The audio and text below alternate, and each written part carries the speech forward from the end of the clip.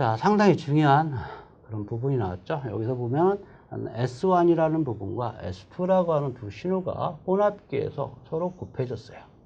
그때 출력된 스펙트럼은 어떻게 되겠느냐, 이런 얘기죠. 자, 그래서 사인 함수, 코사인 함수를 갖다가 푸리에 변환을 하게 되면 여러분들이 델타 함수가 나온다. 그래서 델타 F 마이너스 F0 하고, 그 다음에 자, 이거 코사인이니까 델타의 F 플러스 F0에 마이너스 값이 2분의 1, 요가 진 값이 나온다. 이런 얘기 좀 했었습니다. 자, 908 갖다가 얘기하게 되면 싱크 함수가 나온다 그랬죠. 그래서 이 부분 A 타워에 여기 타워분의 1이라는 싱크 함수가 나오게 되고, 여기는 타워분의 1이다. 이런 얘기 좀 했었죠. 자, 그러면 결국 어떻게 돼요? 출력 스펙트럼은 곱으로 표현될 수 있다라는 그런 표현을 썼었어요. 자, 그러면 여기에서 F0라고 하는 주파수가 나왔기 때문에 F0만큼 시프트 됐다라는 얘기를 할 수가 있는 거죠. 그 다음에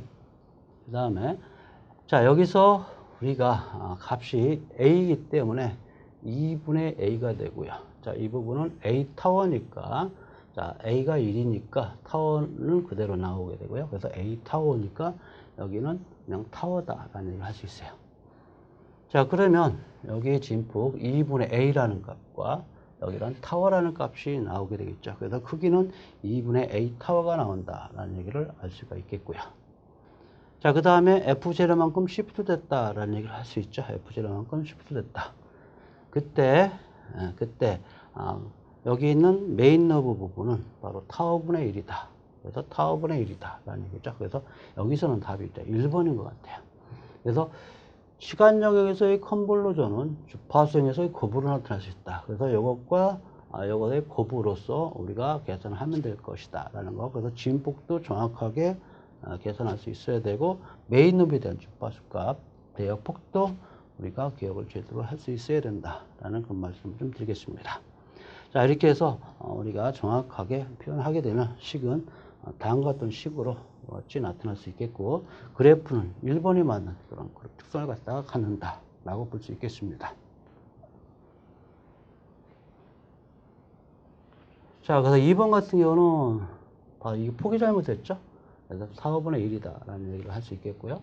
자, 이 부분은 진폭이 잘못됐다라는 말씀 좀 드리겠습니다.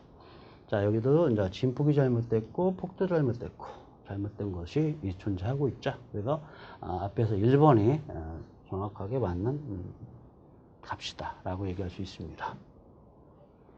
자, 38번 문제 한번 보죠.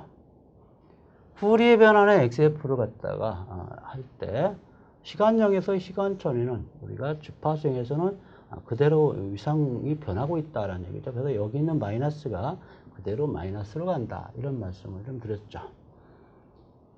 자, 그래서 T0만큼 지연이 되어 있기 때문에 F0가 아니라 바로 T0만큼 지연이 되어 있다. 답은 3번이 되겠네요. 그래서 F0가 아니라 T0만큼 지연이 됐다라고 얘기할 수가 있겠습니다.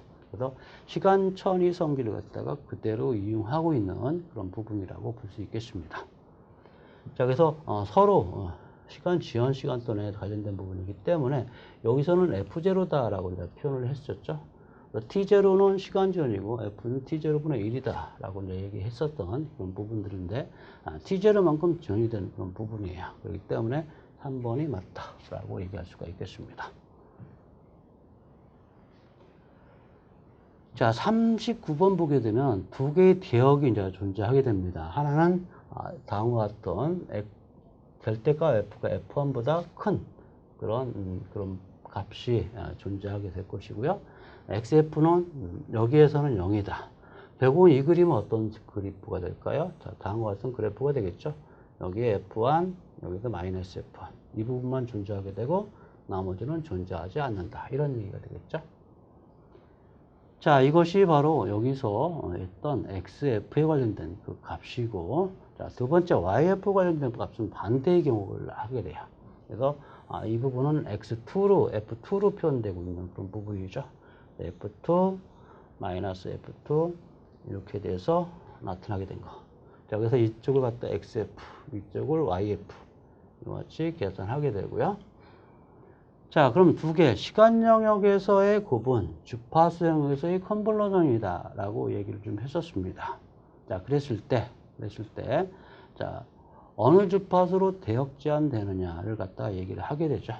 그래서 두 개를 갖다가 비교했을 때 어떤 주파수에 해당되는지를 갖다가 알아두셔야 될 필요가 있다라는 그런 말씀을 좀 드립니다.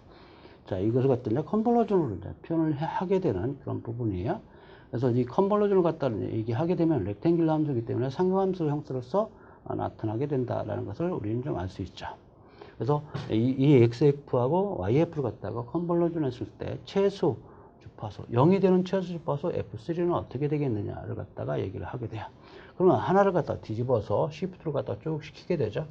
그래서 처음에 0이 되는 부분은 자, F2하고 시프트 된 만큼의 값을 갖다가 나타나게 돼요. 그래서 F1과 F2를 갖다가 서로 더했을 때, 그때의 값을 갖다가, 처음에 0이 되는 그 값을 갖다가 얘기하게 된다. 라고 생각하시면 됩니다.